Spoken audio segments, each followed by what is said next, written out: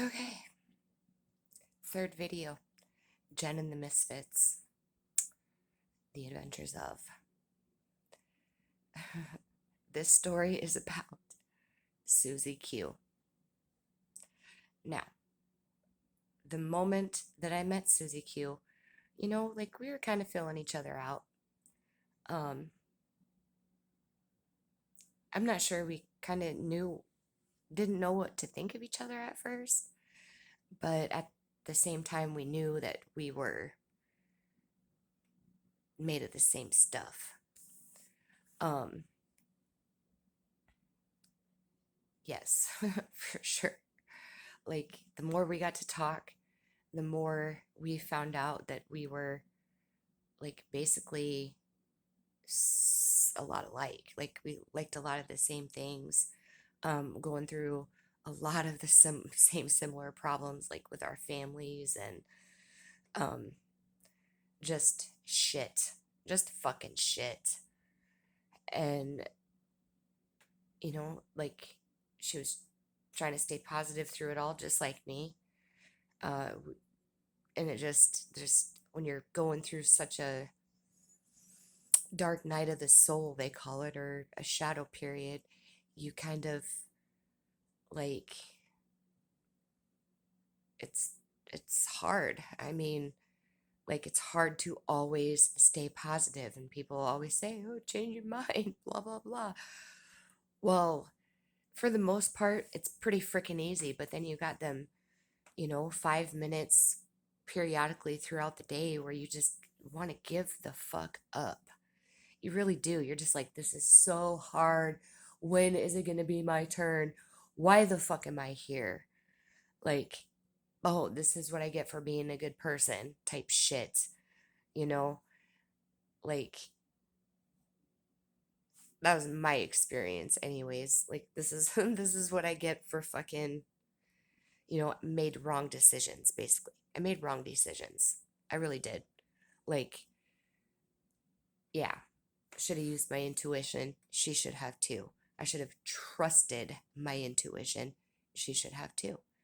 And so it's kind of like, well, now it's a lesson learned. Like, always trust your intuition because that shit's always right. Like, always fucking right. My shit be popping lately. It's so bad. But anyways, uh yeah, I don't know. Like, I miss her. I miss riding around with her. I miss her giving me $5 out of her paycheck so we can go gamble at the casino just to get the fuck out of there. Or, us going and eating somewhere, just going to the park, going cemetery hopping, um, just being in nature, walking, fucking just sitting, like it like was so refreshing. She was very refreshing. I'm sure I was refreshing to her too, but she was so refreshing to me. Like, she was just a breath of fresh freaking air. Like, she really was. I loved her spirit. And if she didn't have the right spirit, she'd just go to bed. She'd go to sleep. Um, just a beautiful human being. Just so gorgeous. Like, I don't know. She texted me the other day and then she sent me a video, and she, I don't know, it's just, I miss her. I miss talking to her. I miss driving around with her.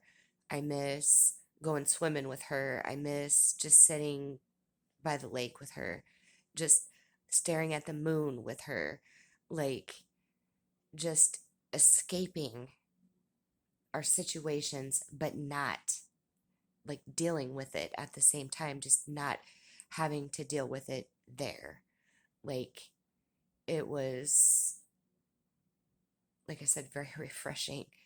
Um, like, I had a good time with her. I miss her. Um,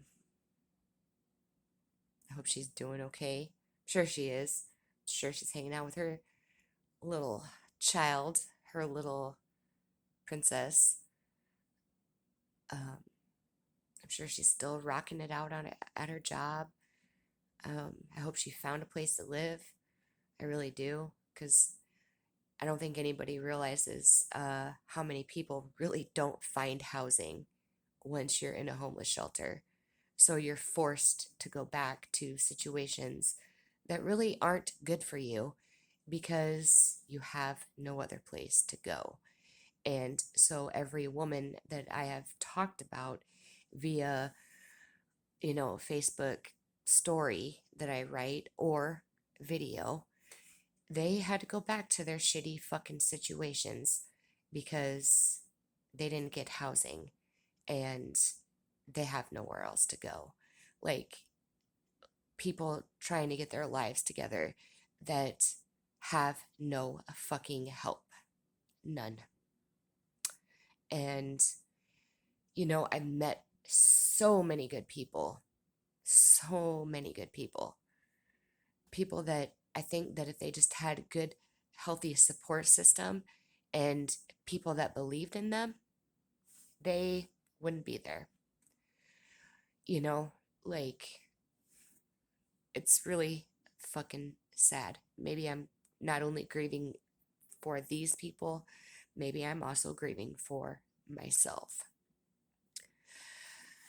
All right, let's piggyback another one because Suzie Q's friend, I was introduced to her.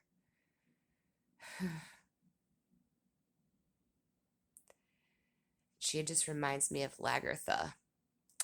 So, I'm going to talk about Lagertha. Lagertha, very kindred to my spirit. We were very much alike. So loving, so giving, but so closed off to where, like, I don't know, we found like a safe place in each other. Lagertha also had to go back to a shitty situation. And she, I want to say, a couple weeks after she was in that situation, she sent me some pictures of her body just covered in bruises because she'd gotten the shit kicked out of her. So,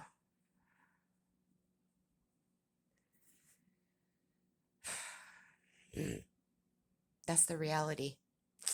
It's reality. Like, it's a serious reality that just goes on. And, it ticks me off because you take you take a person that's trying to get their back together, whether they just made bad choices, whether they're a drug addict, whether they're an alcoholic, whether they just had some bad shit happen to them.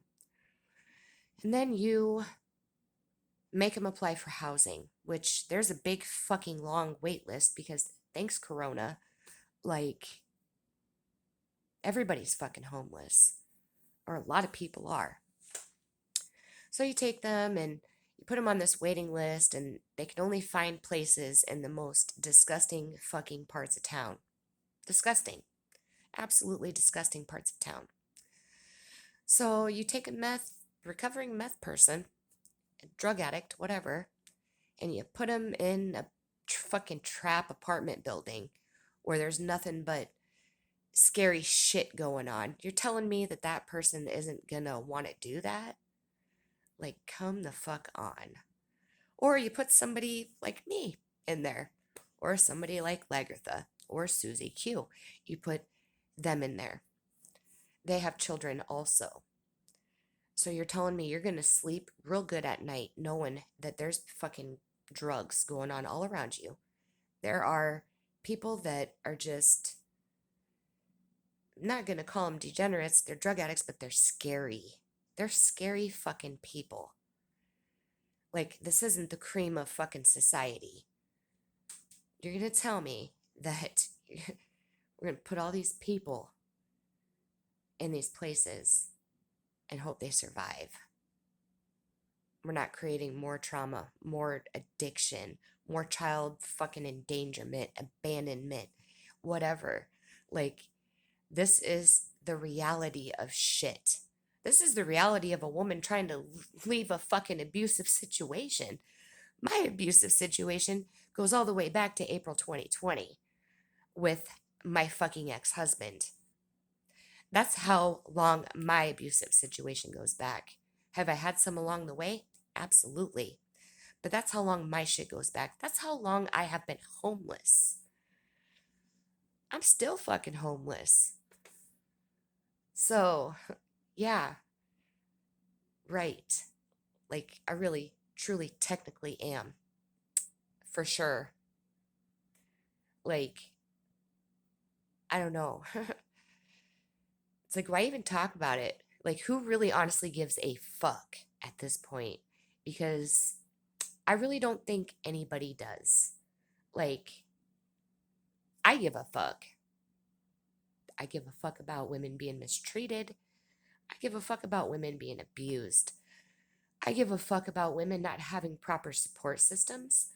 I give a fuck about women's abusers destroying those support systems. All of them. Whether it be jobs, family relationships, friendships, any kind of community fucking support. Like, that's what the fuck they do. And just because one abuser may be more covert than the other doesn't mean they're not a fucking abuser nonetheless. So, like I said, this is real fucking life. Like, this is real life. This is what fucking goes on that nobody wants to talk about, that nobody can talk about. And that everybody overlooks. So, with that being said, I love you, Lagertha. You're my favorite. Literally. I love you too, Suzie Q. You're also my favorite. I love all of you ladies because you are all my favorite. Every single freaking one of you. So, yeah. Since I got my ranting and raving out, I think I'm gonna try to go back to bed and see if I can get some rest. Because I just got over COVID myself.